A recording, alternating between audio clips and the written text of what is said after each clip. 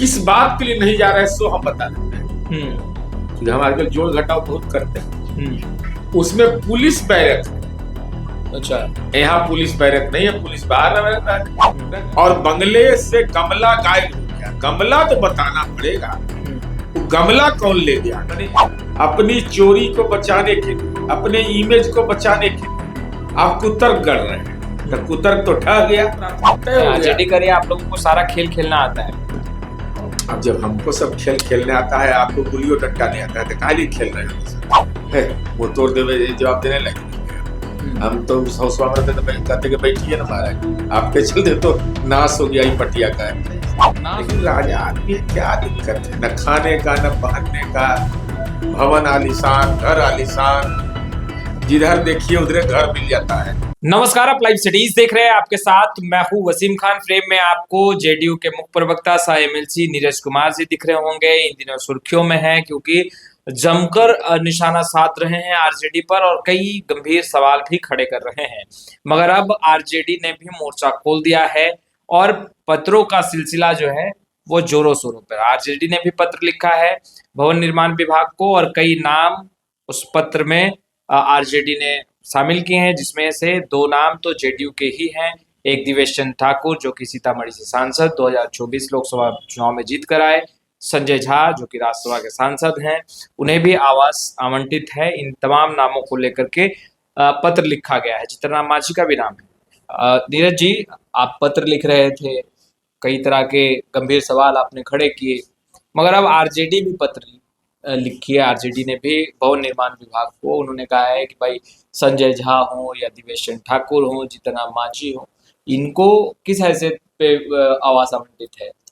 पेट दर्द होगा तो सेरिडोन से ठीक होगा कभी? तो सर दर्द का दवा है। राष्ट्रीय जनता दल ने सब, जब जनता का जनादेश आया, जब वह 10 नंबर सर्कुलर रोड बदला गया, नया पता दिया गया, नया पता दिया गया 39 नंबर हार्डिंग रोड। क्या आरोप लगाया?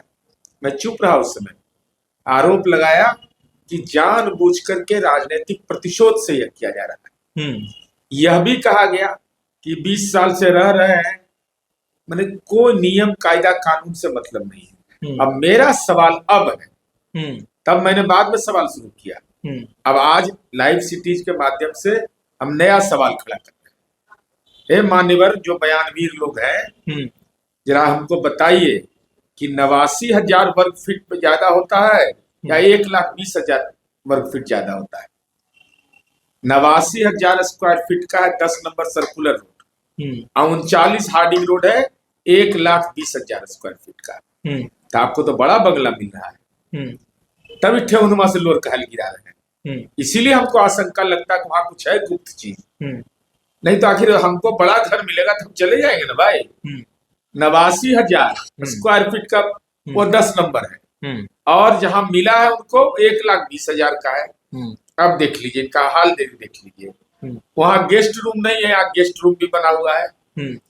यहाँ 2 गाय का रखने का वहां एक ही शेड बना हुआ है, और 2 गार्डन है यहाँ, वहां 1 गार्डन है 10 नंबर में। किस बात के लिए नहीं जा रहे सो हम बता देते हैं। क्योंकि हम आजकल जोड़ घटाव बहुत करते हैं। उसमें पुलिस बैरक है।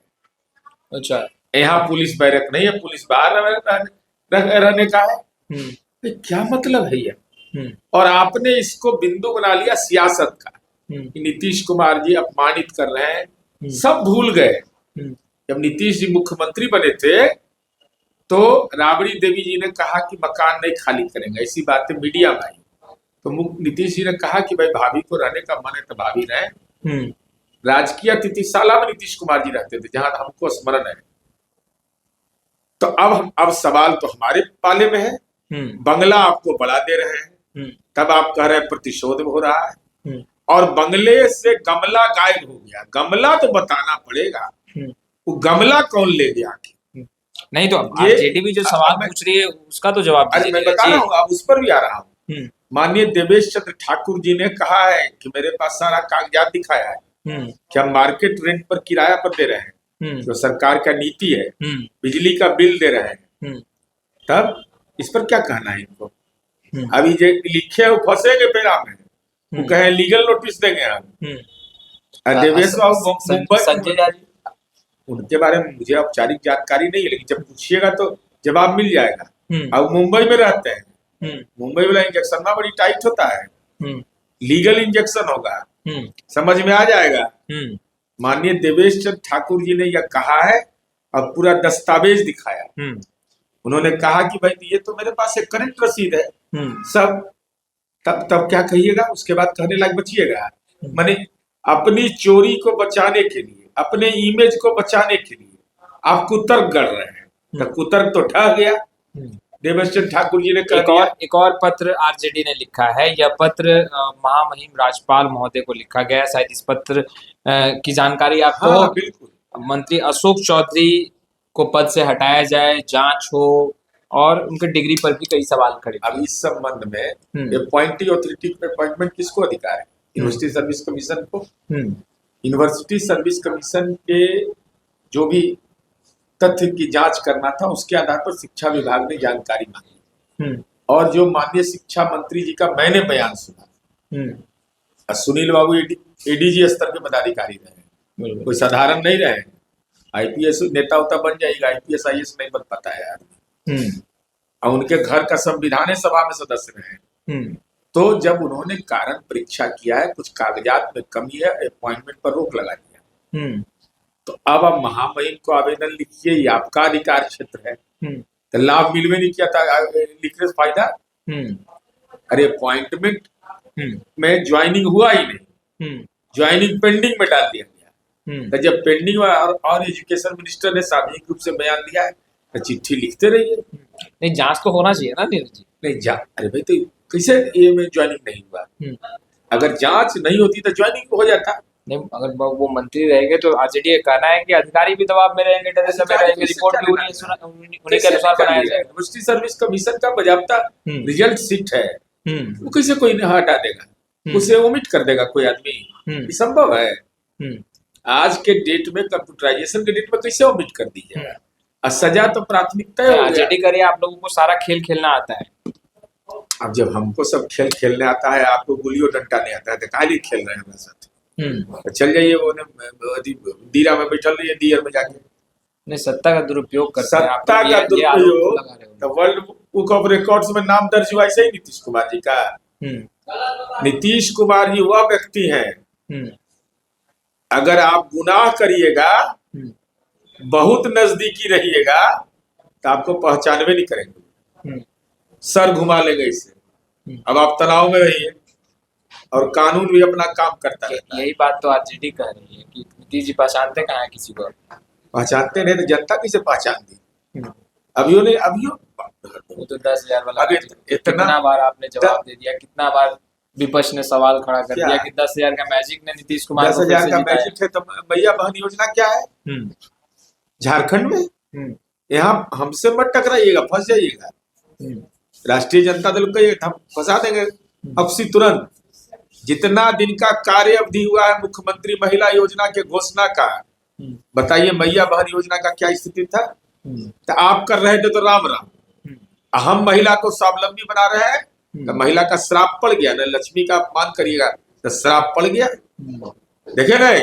अरे तो गलती से जरा सा मिस्टेक हो गया, दूसरे ज्यादा आ गया, तो विपक्ष के नेता के लायक लोग नहीं रहता। बड़ी तैयारी आरजेडी कर रही है। तेजस्वी यादव जैसे ही बिहार पहुंचेंगे, आरजेडी अंदर खेम में जो है वो सरकार के खिलाफ मोर्चा खोलने के लिए बड़ी तैयारी कर रही है। तैयारी करेगा। जब नेते ट्विटर पर भी लापता है, लापता लापता लापता, अब तो यह हालत है राष्ट्रीय जनता दल में कि कापर करूं पिया सिंगार पिया मोरे आंगन।